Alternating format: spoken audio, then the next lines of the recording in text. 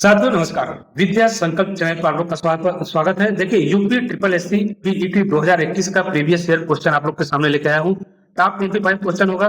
देखिए एक्सप्लेन के साथ इस चैनल पे, इसके अलावा राजस्थान, मध्य प्रदेश, छत्तीसगढ़ और बिहार जितने भी एग्जाम होते हैं उनके प्रीवियस ईयर का क्वेश्चन पेपर हम विगत 10 वर्ष का लेके आते हैं। प्लेलिस्ट में जाके आप लोग देख सकते हैं। आइए प्रारंभ करते हैं।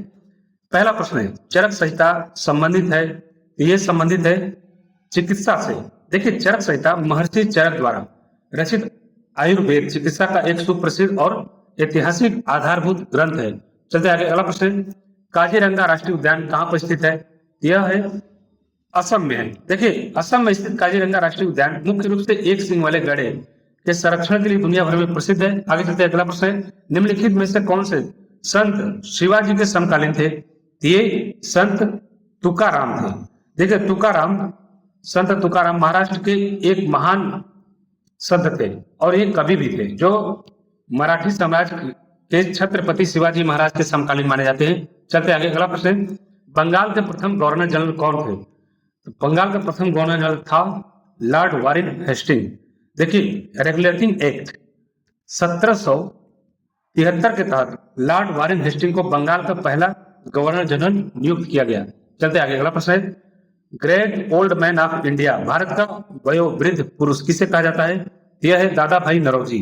देखिए दादा भाई नौरोजी ने ब्रिटिश काल में भारत से धन निष्कासन के सिद्धांत यानी drain of the wealth theory को सबसे पहले उजागर किया था। चलते आगे, अगला प्रश्न, सन 1915 और 16 में किसके नेतृत्व में दो होम रूल लीग शुरू हुई थी? यह था श्रीमती एनी बेसेंट और लोकमान्य तिलक। देखिए भारत में स्वराज्य की स्थापना के लिए बाल गंगाधर तिलक ने पुणे में और श्रीमती एनी बेसेंट ने मद्रास में होम रूल आंदोलन की शुरुआत किया। तो ध्यान रखिएगा, बाल गंगाधर कहाँ किए थे? पुणे में, और श्रीमती एनी बेसेंट कहाँ की थी? मद्रास में। चलते आगे, अगला प्रश्न है, करो या मरो का प्रसिद्ध नारा किसने दिया? ये दिया था महात्मा गांधी ने। महात्मा गांधी ने वर्ष 1942 ईस्वी में बंबई में शुरू हुए भारत छोड़ो आंदोलन के दौरान देशवासियों को करो या मरो का ऐतिहासिक मंत्र या ये नारा दिया था। चलते आगे, अगला प्रश्न है, सलाल पनबिजली परियोजना किस नदी पर स्थित है? ये चिनाब नदी पर है।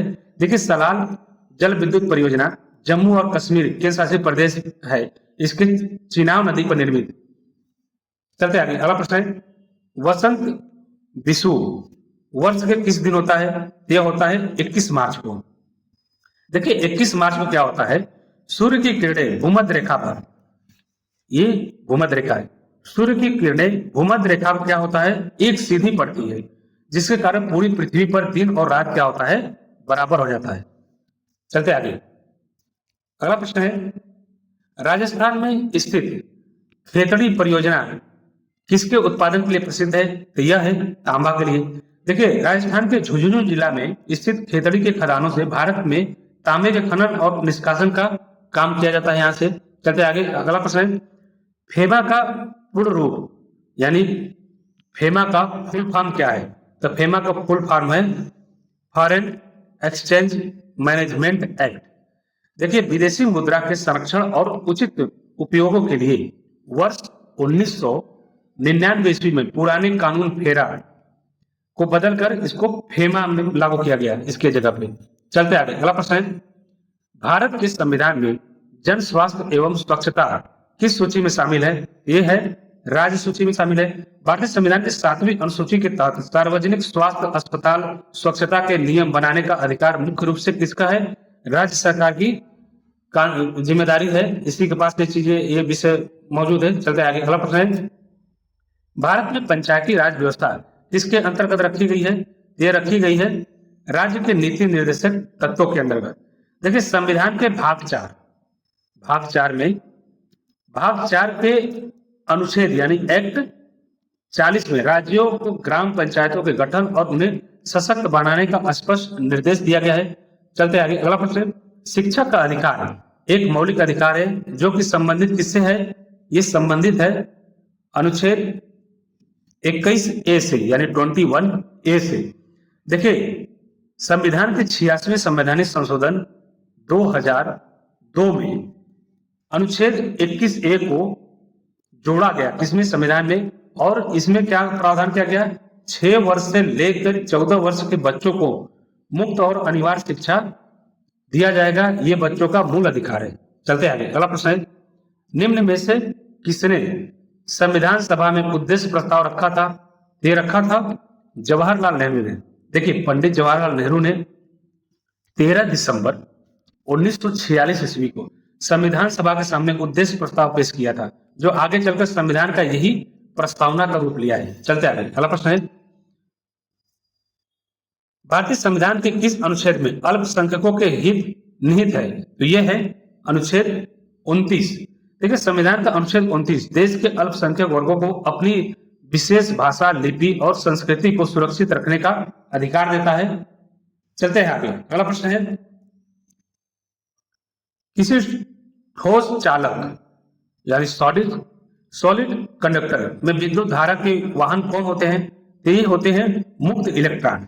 देखिए, धातुओं द्वारा या धातुओं या ठोस चालकों में बिजली का प्रवाह उसमें मौजूद गतिशील मुक्त फ्री इलेक्ट्रॉनों के कारण ही संभव होता है। चलते आगे, अगला प्रश्न है, प्रकाश वर्ष किसके मापन की इकाई है, यह है 1 वर्ष में निर्वात में प्रकाश द्वारा चली गई दूरी 1 प्रकाश वर्ष होता है। देखिए, प्रकाश वर्ष द्वारा दूरी मापने का एक बहुत बड़ा मात्रा भी है दूरी का, जिसका उपयोग किसमें करते हैं, खगोलीय पिंडों यानी तारों और ग्रहों के बीच की जो दूरी है उसे नापने में करते हैं। चलते आगे, अगला प्रश्न है, ब्लीचिंग पाउडर का रासायनिक नाम क्या है, इसका रासायनिक नाम है कैल्शियम ऑक्सीक्लोराइड, यानी ऑप्शन बी सही होगा, CaOCl2, कैल्शियम ऑक्सीक्लोराइड। देखिए, विरंजक चूर्ण या ब्लीचिंग पाउडर का वैज्ञानिक नाम ये कैल्शियम ऑक्सीक्लोराइड है। इसका उपयोग किस लिए करते हैं, पानी को कीटाणु मुक्त करने के लिए उपयोग करते हैं और उद्योगों में भी इसका उपयोग होता है। चलते आगे, अगला प्रश्न है, 18 कैरेट सोने में शुद्ध खरे सोने का प्रतिशत कितना होगा, तो ये होगा 75%। कितना होगा, 75%, 75%। देखिए, पूर्ण रूप से शुद्ध सोना कितना कैरेट का होता है, 24 कैरेट का होता है, और 18 कैरेट का अगर हम लोग निकालते हैं तो इसको इस तरह से करेंगे, 18/25 इंटू 100, ये कितना आएगा, 75 आएगा, यानी 75%। चलते आगे, अगला प्रश्न है, संतरे और नींबू जैसे खट्टे फलों में बहुतायत में कौन सी विटामिन पाई जाती है, इसमें विटामिन सी मिलता है। देखिए, सभी रसदार और खट्टे फल विटामिन सी के लिए प्रचुर भंडार है। चलते आगे, अगला प्रश्न है, पैरासीटामोल यानी इसको शॉर्ट में पीसीएम बोलते हैं, पैरासीटामोल मुख्य रूप से किस दवा में प्रयोग होता है, इसका प्रयोग करते हैं हम लोग एक ज्वरनाशक या दर्द निवारक, यानी फीवर में और बॉडी पेन अगर हो रहा है, दर्द है, कहीं चोट भी लगा है तो पैरासीटामोल दे सकते हैं। चलते आगे, अगला प्रश्न है, हिंदी व्याकरण के अनुसार दर्प का सही पर्यायवाची शब्द क्या है, यह है अहंकार, यानी ऑप्शन बी सही होगा। दर्प का मूल अर्थ होता है घमंड या मद या मान या अहंकार, ये अहंकार होगा इसका।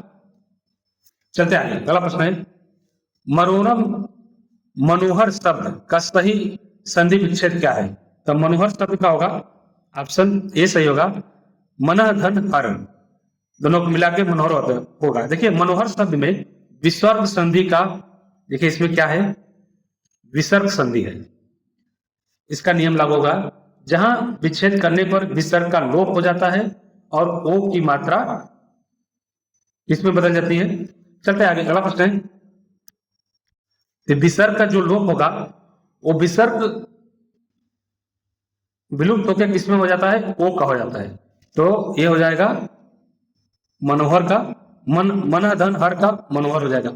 चलते आगे, अगला प्रश्न है, गागर में सागर भरना मुहावरे का सही अर्थ क्या है, इसका सही अर्थ है कम शब्दों में बहुत कुछ या महत्वपूर्ण कह देना, यानी ऑप्शन बी सही होगा। चलते आगे, अगला प्रश्न है, तो थैंक यू फॉर वॉचिंग, मिलते हैं नेक्स्ट वीडियो में। आप लोग प्रैक्टिस सेट करते रहिए, हर शाम 7 बजे आप लोग को मिल जाएगा। सभी ये 3-4 जो उत्तर भारत के राज्य हैं, यूपी, बिहार, राजस्थान, मध्य प्रदेश और छत्तीसगढ़ एमपी, इन जितने भी हैं इनमें से एक एक प्रीवियस ईयर 10 साल पीछे का सभी एग्जाम को हम इस चैनल पर कराएंगे। थैंक यू फॉर वॉचिंग, मिलते हैं नेक्स्ट।